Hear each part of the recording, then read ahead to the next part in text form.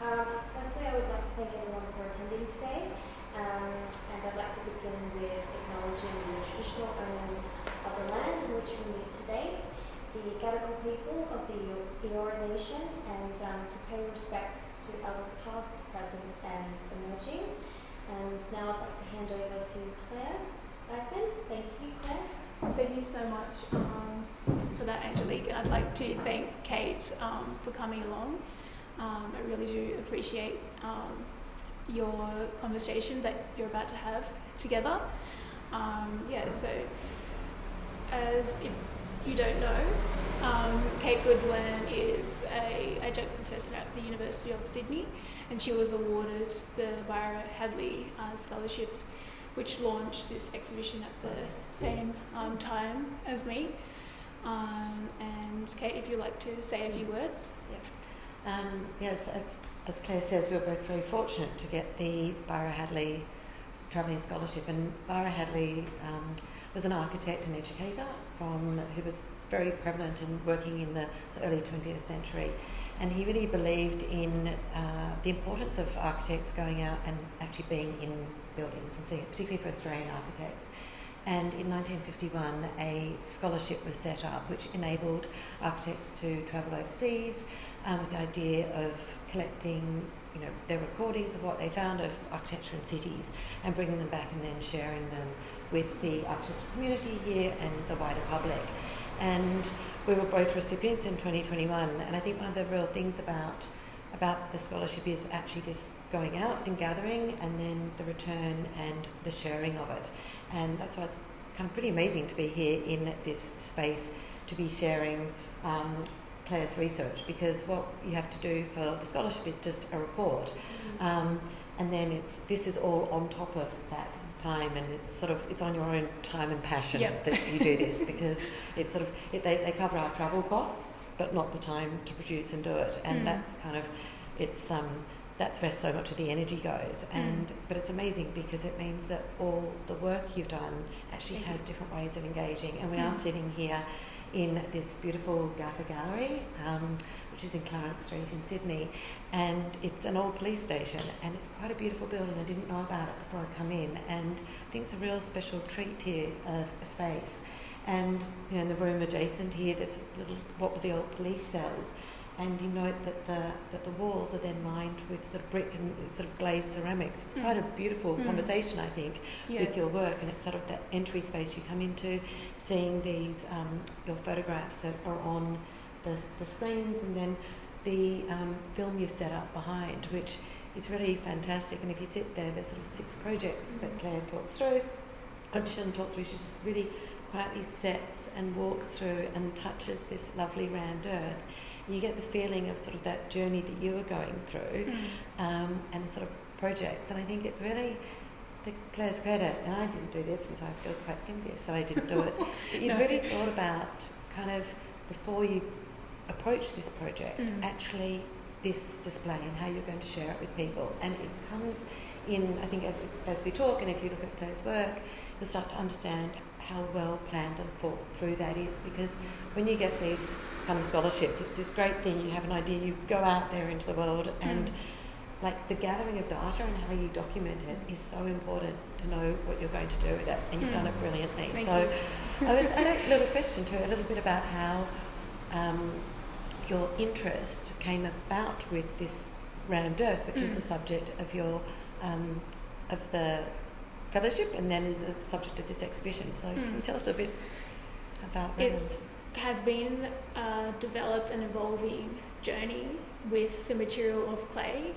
So you mentioned like the clay tiles in the Gaffa Gallery space itself. So this material of clay has a very long and ancient story, and I really only started my relationship with clay at university, actually, when I did the ceramics elective.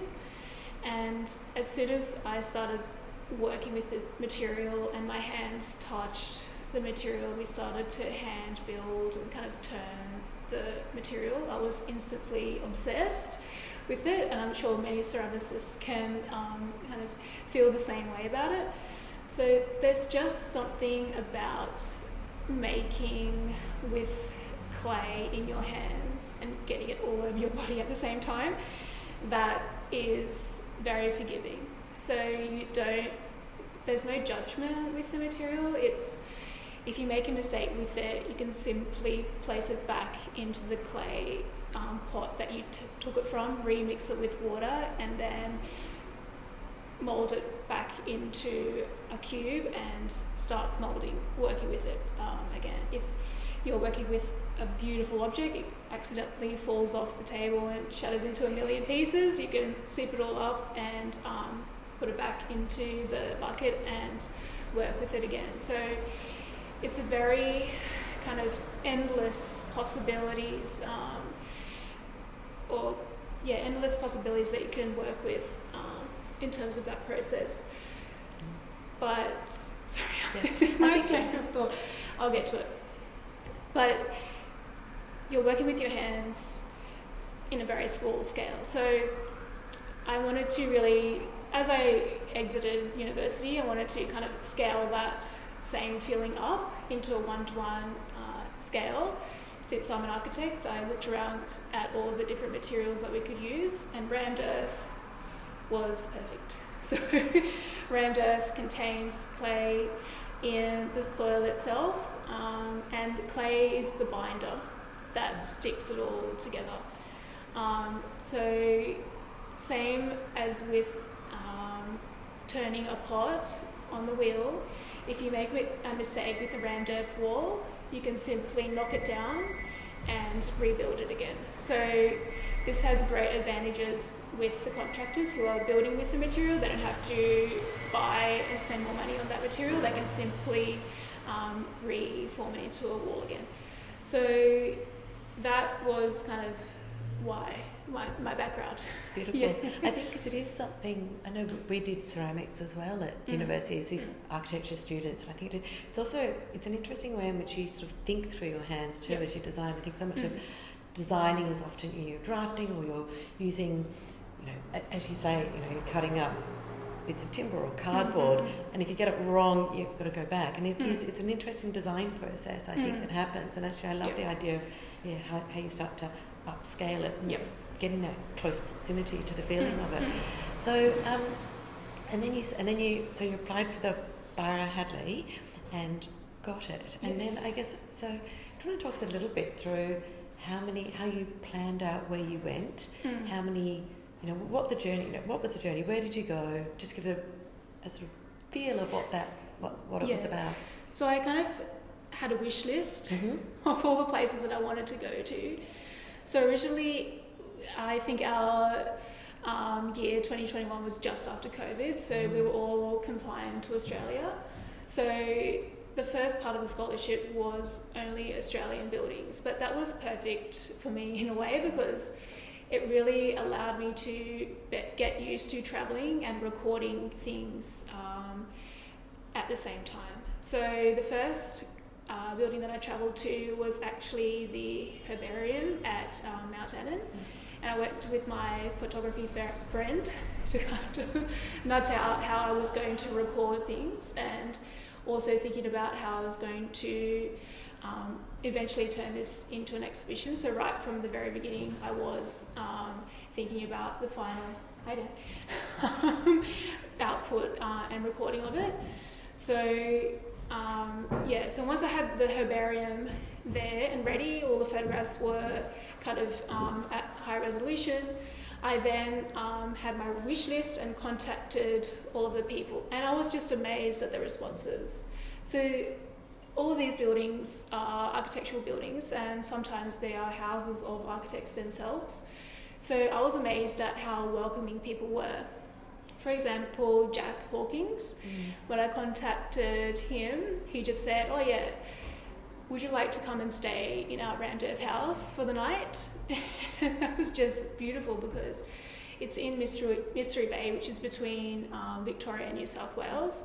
So I drove down there, drove through the woodland full of kangaroos to go to their house, and slept there for a couple of nights, took drone footage, got to sleep in a rammed earth bedroom, so I was like sleeping in a cave. Yeah. So it was just the people that I met along the way really made the fabric of the scholarship come together. So that was the Australian first half, and then the international second half was a lot harder, so I'm glad we had practice in the first half, because the added language barrier of contacting someone in Spain who speaks Spanish, and having to email them in Spanish, and going to someone's house who's in a different country, and kind of entering into their world. You don't know what their background is, you've only seen photographs online, but I found that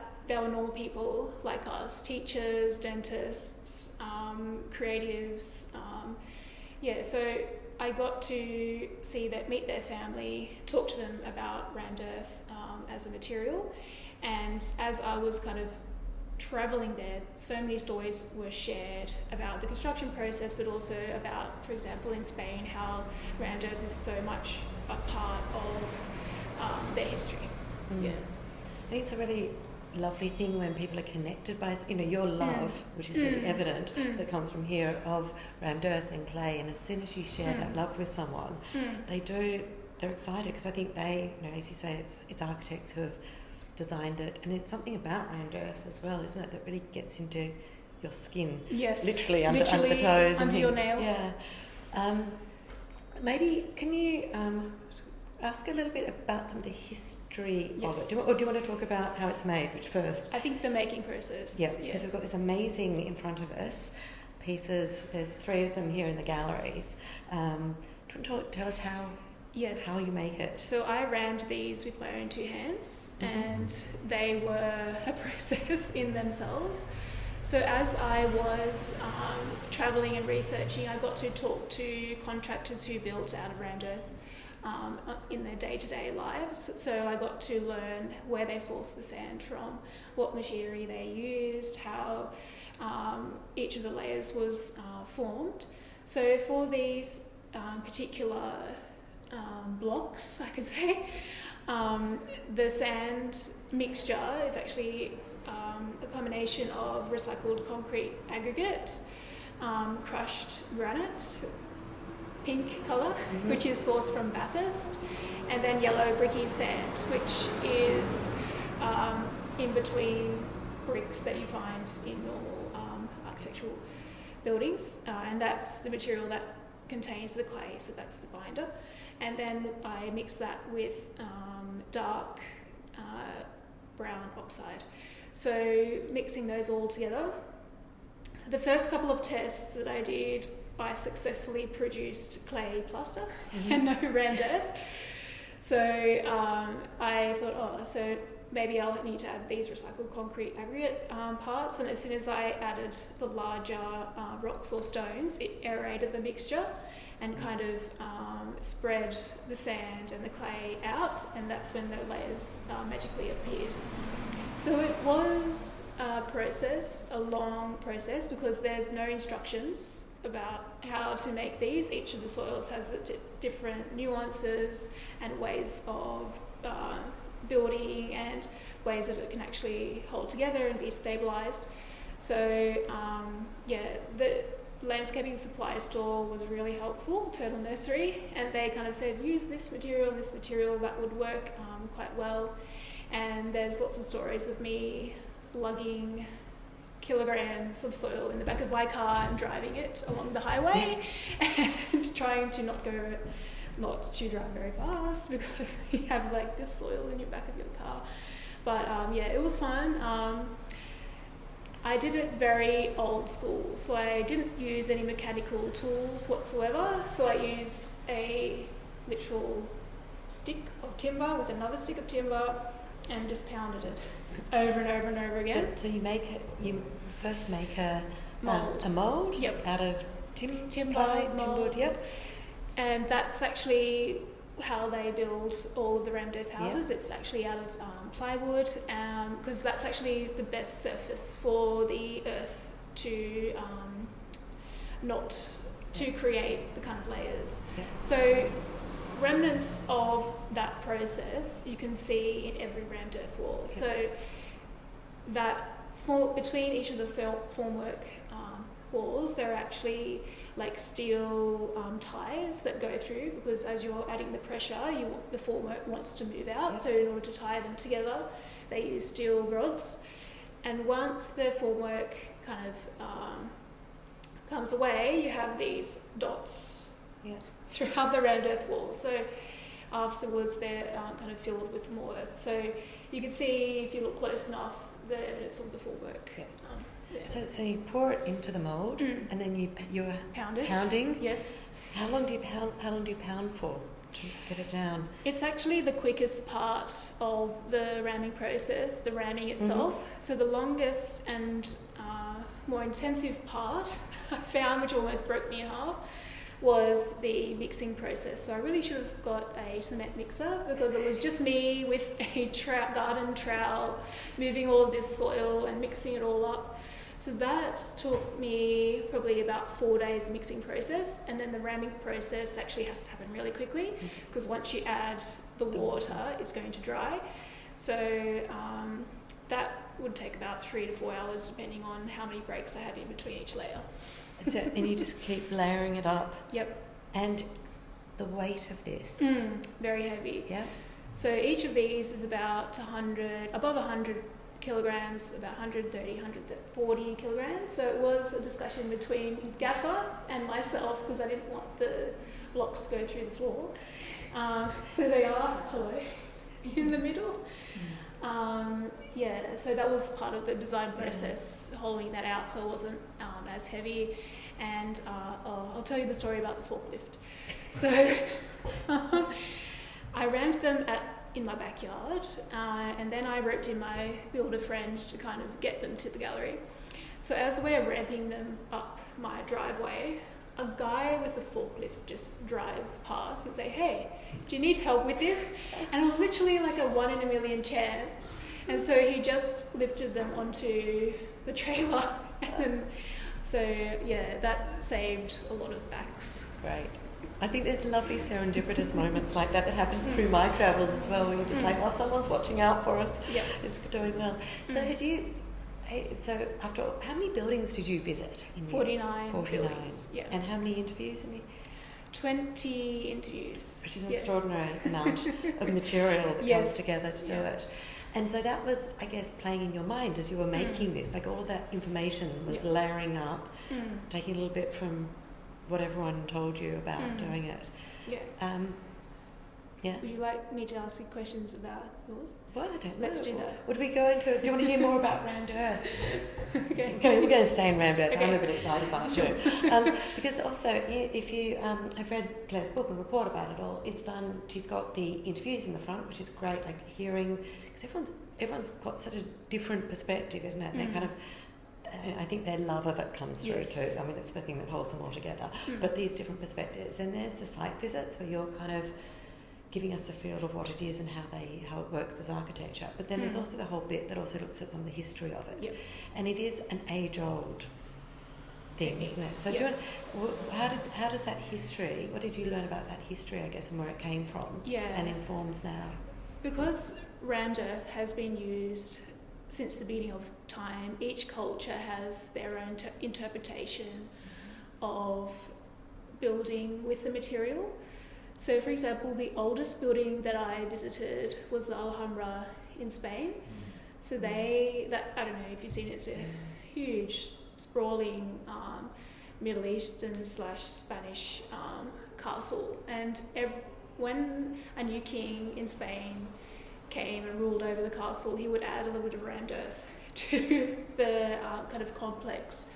So as you're walking through the Alhambra, you can see different colours of earth, different techniques that are used, different soils that are used. So I really wanted to find out the history of thinking about the materials. So I researched the Alhambra, in Spain, and the Egyptian way of working with sand, and also more recent examples, the Wise building in the UK. So I'll talk about a little bit about the Egyptian way, because that's kind of really fun. So there is a whole complex in Egypt called New Algona village, and all of their houses are made from sand from the Egyptian desert. And it was an exercise in community building as well as working with the material. So Algona is right next to the Egyptian pyramids, and the community of people there, their profession was tomb robbing. So the government of Egypt did not want the continuation of tomb robbing, so they wanted to move a whole village to another area, which would have been just a massive upheaval for them and for their way of life. So they basically refashioned their houses out of the same sands or material that where they grew up from. So the architect's name, Hassan Fathi, he worked with the community and I wouldn't say designed, but kind of guided the builders to make these curved forms, so curved domes, curved doors, like really beautiful kind of lattice work windows, and the whole thing was made out of clay. So even the lattice work windows were just intricate, kind of crisscrossing clay, and he would give the community drawings, and the community builders would just say, oh yeah, and then they would start building it without Hassan Fathi even having a hand in what they were doing. But they were so excited that they were going to they were sad that they were moving house, but they were excited that they were going to have these architecturally designed homes which were moulded to their families. So as soon as the architect said, yes, let's start building, the whole community of villagers started digging up sand from the nearby quarry and started to stockpile this earth. And even though this was done maybe 100, 200 years ago, in order to speed up the process, they actually used steam pump equipment to dry press all of the mud bricks, and created kind of a production line of working with mud and clay. So the ingenuity of the New Algona villagers was just absolutely mind-blowing. This is something that has been happening for thousands of years. They've used machines and pneumatic rammers for a very long time. This is not new. And for the New Algona village, the earth itself is their clothing. So Hassan Fathi designed for them a new set of clothes out of mud, and now they're just, I suggest that you go there one day. Amazing. And it's also got really amazing environmental properties, doesn't it? So it's the clothes, but it's the comfort of the clothes as well in that desert environment. I think, do you want to talk a little bit about its sustainability? Sustainability. And so New Algona is actually a really good example of the recyclability of clay. So when the villagers got really excited and started digging up the clay from the earth, they actually dug a giant river of soil, kind of dug out a river from the earth so that water could be redirected from the Nile into where they had dug and reconnected back into their water source.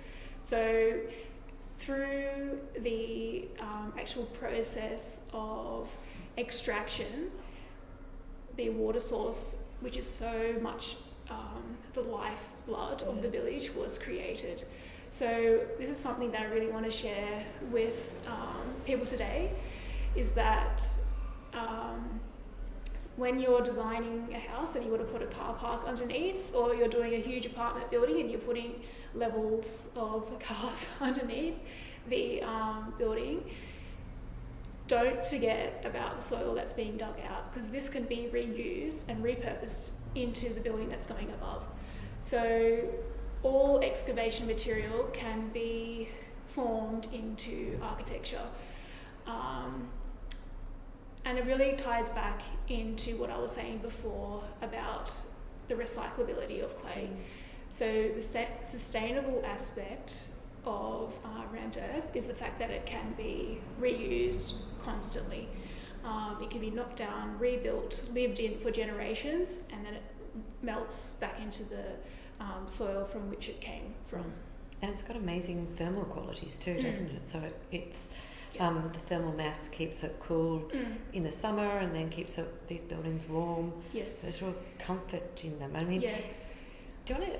I'm also intrigued. Can you also describe for us, this going down, what it was like to sleep in it as well? Because I think there's something about the kind of atmosphere that this creates to be in, which kind of is along that lines of this cloak that's to, the clothes that's fitting. But what was it like to live in and to be in and to? It felt like you were being held. Yeah. In a way. I would say it felt a little bit cave-like, but I think that was mostly because of the acoustic values of Earth. So everything, all the sounds that you would hear, like I was in a beautiful location, so it's all right hearing the birds, but that was kind of all blocked off, and it created this silent environment where it's just kind of you and the mass of the material, which makes you feel held but also a little bit small too. So I think the combination of the acoustic value and this giant mass of Earth, just the weight of it, is just magical. Yeah. Because it's very, the examples, you looked at a real range of buildings as well, didn't you? From the wineries, which were great, to the to the horse stables, to the houses. So it's a versatile material for whom it's used. What do you think? And then also the way in which the forms are shaped. Because I was interested. Some of them are very. It's good for curved walls, but also for straight. How tall can it go? Can it be used? The tallest that I have seen is actually down the road at the Art Gallery, New South Wales. That's 5 meters tall. But I think, that's the tallest that you can safely do, because you have to think about the form work, and the taller that you go, the thicker the walls. So if you start kind of going 400 thickness, 500 thickness, you start taking away the in-between spaces. So you have, tall, height, 5 meters, width is actually 3 meters. And that's because it's a ceramic material, so as it dries, it actually contracts. So you need expansion joints between, like, joining the wall together. So you can see in these images as well that the expansion joints between each of the walls. That's one of the qualities of it, isn't it? The kind of legibility of how it's made.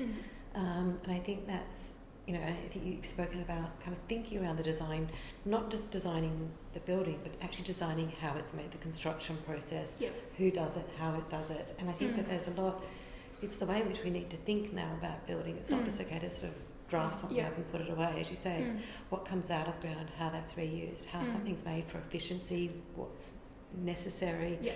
And I think this kind of opens up all of those conversations and opens up the beauty that comes into it, that it's, as designers, as architects, actually that's where we should be thinking, not as some glossed off image that's over there. Maybe it segues into a little bit about, if you can talk about the colour, because I think that is something that's so distinct to place, but to character, and I think we've got in the exhibition the beautiful the soil. What's it called? Soil samples. Soil samples, which if you were walking in here, you'd just think it was a beautiful artwork. But do you want to talk us through that work? So as you can see behind you are 49 dishes, which are coloured from taken from the colours of the buildings that you see around you. So I really wanted people who were coming and visiting the exhibition to be drawn to the actual colour of the earth. So I laid them all out in Photoshop and colour matched each of the colours of earth and put them in a big chart, and then I averaged them all out into about 6 or 7 colours, and then I went back to the pigments that are taken from the earth. So it was a full circle moment. So the colours are actually terra rosa, burnt umber, raw sienna, titanium grey. So I took those pigments and dipped each of the clay dishes into the pigments, and yeah, that's kind of what you get at the end. But yeah, it was really a full circle moment in a way, but each of them represents a certain colour, but also a certain climatic region. So the more darker kind of browns are more clay soils, which come from a certain kind of region of Australia. Like the Australian desert is so known for the red colour, and then as you kind of go towards the coast, you get the sandy colours. So all the Randburg buildings that were coastal buildings and more sandy, because the quarries that they were extracted from had more sand percentage in the soils. And then you have the wineries in Adelaide, which is just this pure red. And then, for example, in the UK, there was a retail store actually where their earth was sourced from a volcanic soil in Iceland, and then you get this, pinky red, which is just beautiful to look at. So it also, in that way, you can start to connect places. Some of the Mediterranean colours had some synergies with some of the clays in our regions as well. Yeah.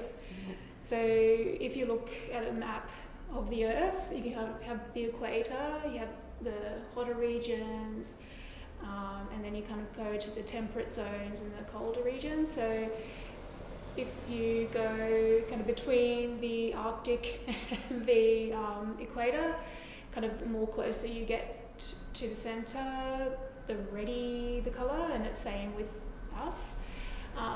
So it was so interesting reading about the percentage of sand, soil, clay, and how that corresponded to what we don't see underneath our feet, and how kind of, that is all like the life of it, how it's all working. It's something that I did not know about because I'm not a geologist, but And I think it's also beautiful the way in which you thought about documenting these projects too with the drone, and it really struck me, it's that image you come into straight away, is how important it is actually just to look up at these buildings, to see them in context, to remind yourself actually that these do come from the earth. And I think it's it was such a, to your credit, to have thought about that, to sort of show us that perspective, which is this is the building in its landscape from the landscape. And I think I guess that equestrian centre is really beautiful like that too, isn't it? Because the synergy between it, and kind of and the animals that are living in that environment, even though they're not natural to that environment. But it's sort of I really try to think hard about how I would capture the essence of Rammed Earth in a photograph, because I could have just gone around to each of the 49 buildings and taken a photo of the walls and it would not have been interesting in any way for people to look at. So I really wanted to find a way to incorporate the landscape as well as a kind of 2D surface. So from above, from a 95-degree angle and looking down was the sweet spot.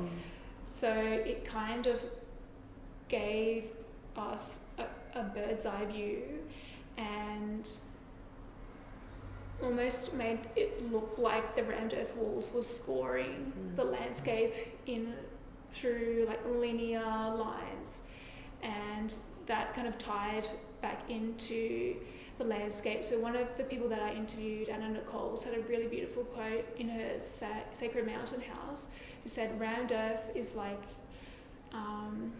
my house, that the Sacred Mountain House is like the earth is as above as it is below." So, yeah, I think there's something beautiful about it, I think, because it does come from the ground and the earth.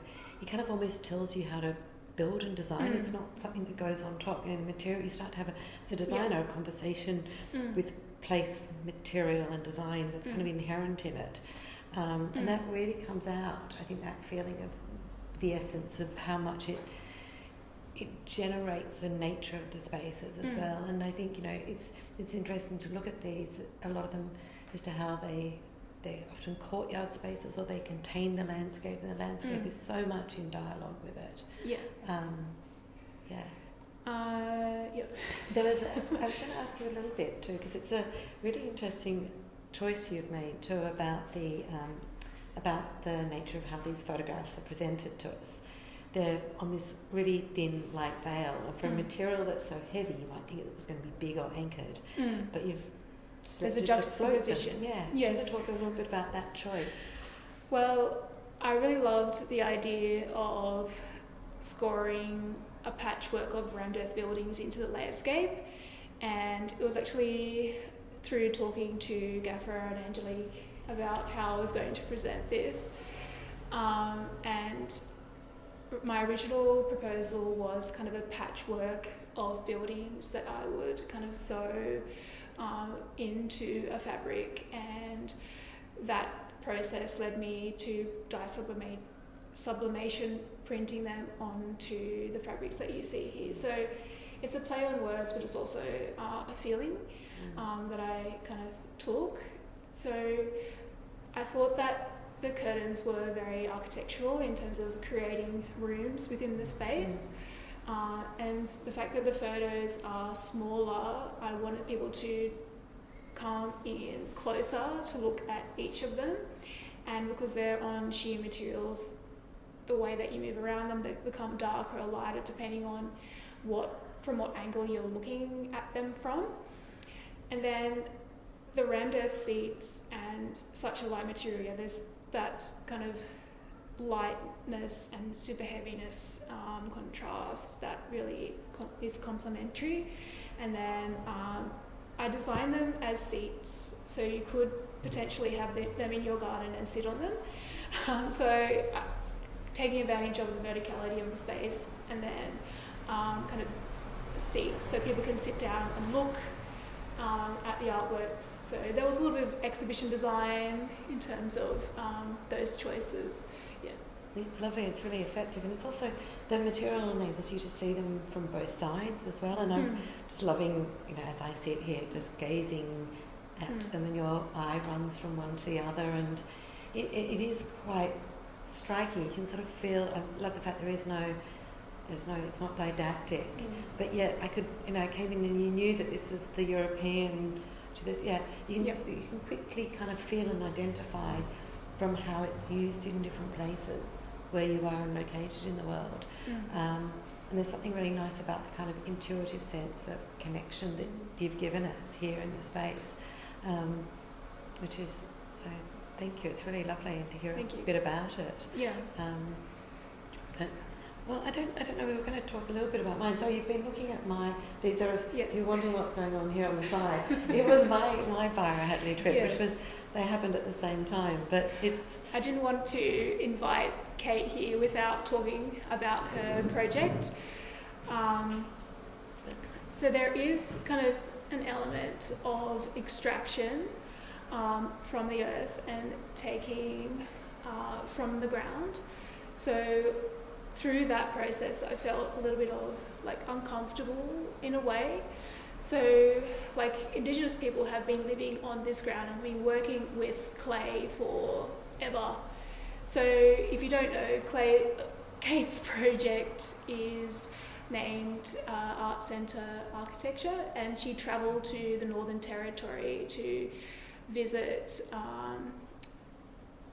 art centres.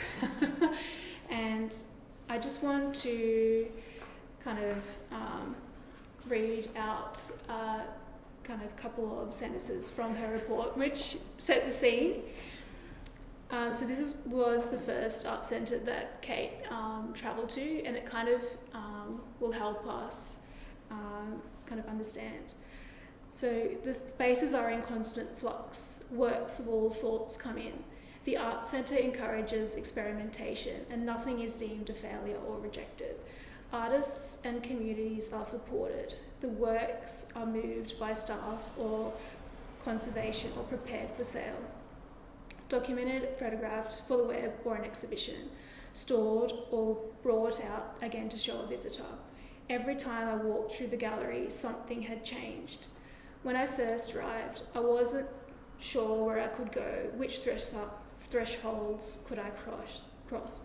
Was I intruding? Was I welcome? This was my first time in an art centre, and I was green and hesitant. I watched and followed the lead of others. After a few days lending a hand, I started to become familiar with its workings, becoming more confident and recognised by artists. With time, I noticed details that I had initially missed. I started to distinguish the moieties of individual artists, see links with their kin, my eyes slowly attuning to the complexity at play. So I just felt like this was a really beautiful thing to read out, because your journey was an extremely personal journey for you. So can you explain a little bit about what an art centre is in the first place, as well as why it was so important for you to travel to the Northern Territory and visit these buildings? Lots of questions. Sorry, it's a big segue from one to the other, because what's actually interesting is, and observationally, is as you say, there's a real connection with First Nations cultures, Indigenous peoples' connections to Earth, and all of what we've been talking about here with Round Earth is very much of that. It's of place, it's thinking around recycling, it's thinking around that connection, it's not waste, and we've read it, but none of the buildings I actually visited in the Northern Territory are made from Round Earth, but there is quite a lot more. Kunitz Young, one of the architects who's doing one of their buildings I did see, is designing some art centres, and there is a lot more of them coming in that way of process as to how they're doing it. But I mean, just because I don't want to take it too much out of where you've been going, but I think the Borough Hadley is an interesting opportunity to do something, and it's around connection. And I think, as you said, we both applied for ours in 2021, where the borders were closed, you couldn't go anywhere.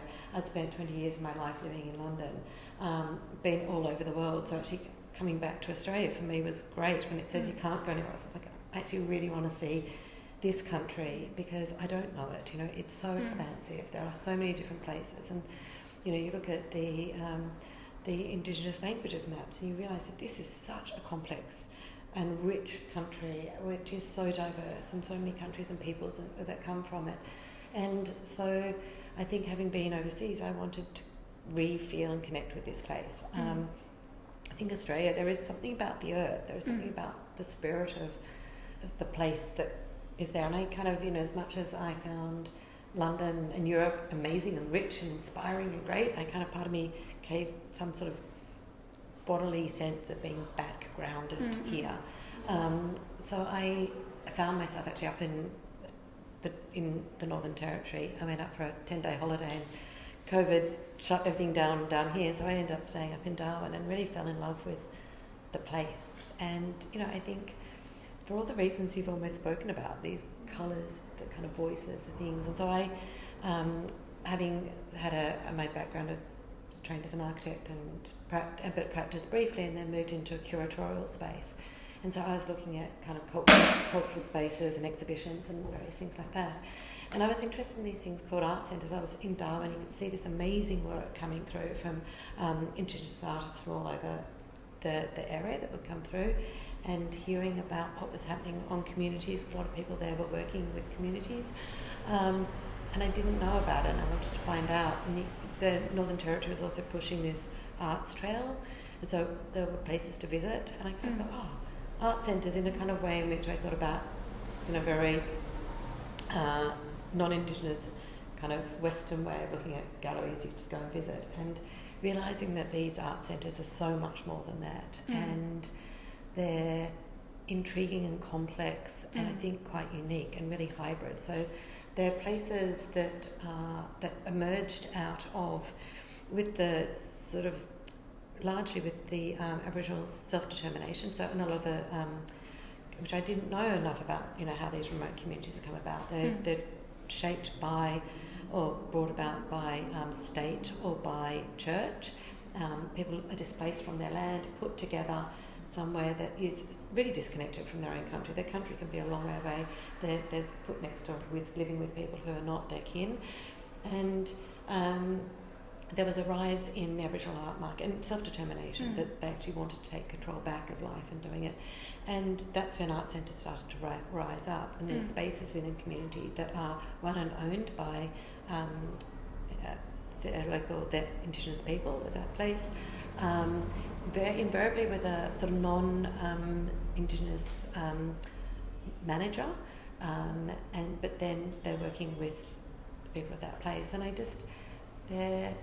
each of them is different, and they are really vibrant, complex places where people are making art often on the floor of different, as they will do, some from ochres. So I think we had this conversation about it too, like up in the Tiwi Islands particularly, there's some of the different centres who do use a lot of ochres, and you've got, sat there beautifully with one woman who they'd just been out and just grinding down the ochre, then that is then mixed into a paste that's then used in the artworks. Some of them then, a lot of them are using acrylic paints onto canvas. So there's, they're spaces of coming together, making stories. There are also spaces where they can, there's an economic gain, because in these communities, very few places for economics. There's very few places to capture, to practice culture, and that's just sometimes can be sitting, sharing stories together, that thing of doing it. I think you spoke about it beautifully with this idea of making and being connected. Actually, that process, you sit and you do it together, you have a yarn, there's kids running around, there's stories being told, and there's just this kind of atmosphere that happens that was kind of quite magical. And I think it was, that was my first visit that I went to, one before I'd actually got the Byra Hadley, and then went back over 3 journeys up to it. But yeah, as you say, there's so many things that come out, isn't it? And I think I share the same thing that you did, of like how open people are. And I think that these sorts of travel projects are lovely, because we step outside of our comfort zones, go into other places, and people just want to share their stories, particularly if you're excited by it. And I think that that's sort of commonality I see in what we do in these processes, and then how nice it is to come and share it with people, because I don't know, you probably feel this too, there's so many stories that sit in there, and they're just screaming to come out. and then you've got this, you sit and you write a report, and then so it's lovely to be asked about them. So thank you for asking me a bit about it, because I think it's nice to do it. But are we on time? How are we going? We're some time. You got plenty of time? Yeah. Oh, okay. Do you want to see if there's any questions? Yeah, any questions from you guys that have come up in your thoughts about it? Oh, you haven't? Yeah. Fire mine. I'm a clay worker myself. Oh, nice. So, of course, I can wax lyrically until the cows come home about the material. And at one point, I would think everything should be made like clay, right? But of course, as in our experimentation continues, we know there's limitations. We know there's huge limitations. But that's okay. That doesn't mean that we shouldn't be using it. Rather, the applications. How do you see the application? What are the site specificity, the environment, the material, the process, applications in Australia specifically? I think that it has already been applied in large areas, but we just can't see it. So virtually all of the Hunter Valley region, there's like a whole community of buildings of rammed earth in between kind of Victoria and Australia, there's whole cities that were made of earth, actually colonial buildings that were rendered with clay on the outside, made to look white, but were actually made of mud walls. So Australia has a long history and a long kind of community of round earth contractors that people in the city don't know about, because our city soil is actually destroyed by layers and layers of concrete. So when I was doing the soil samples artwork, I couldn't actually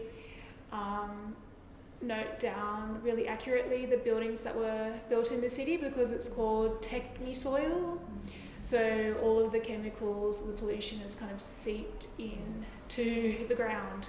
So it's really only in the regional areas and in the middle of Australia where we can actually use the soil from the ground that we are building from.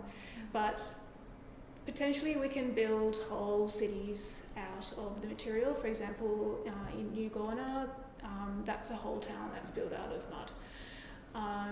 But then the question is, how much do we take? How much do we extract? But then I think, well, we're doing the same with concrete. Why can't we just use clay instead? So I think these are the questions that come down to education and spreading the knowledge to everyone that we meet about the possibilities and the opportunities of clay. But yeah, it could be potentially applied to anything. Yeah, from a bus stop to a factory. Yeah. It's nice because it was a question that you asked a lot of the interviewers, weren't you? Yeah. Like, what's the future of it? And it was all positive, wasn't it? All positive, and yeah, there are really no limitations to working with clay. You don't necessarily have to build with the round earth technique. Instead of plaster, you could use clay plaster. You can use straw and little bits of mud. You can thatch your roofs. So there's many different applications of working with clay. The future is endless. Can I ask you one final question now on that future thing? Where would you like because you've doing this, where's the future of your practice if you're dreaming into where you might go with clay and this material? Definitely building something out of clay is hopefully on the horizon. My dreams, I was dreaming while I was travelling that I wanted to kind of have my own factory of robotically made round earth walls and kind of mass produce, mass prefabricate out of round earth. So if that comes about, that's awesome. But you never know what the future brings. Well, we can make the future happen, can't we? Sounds fantastic. Thank you, Claire, for sharing this, and congratulations on putting it together.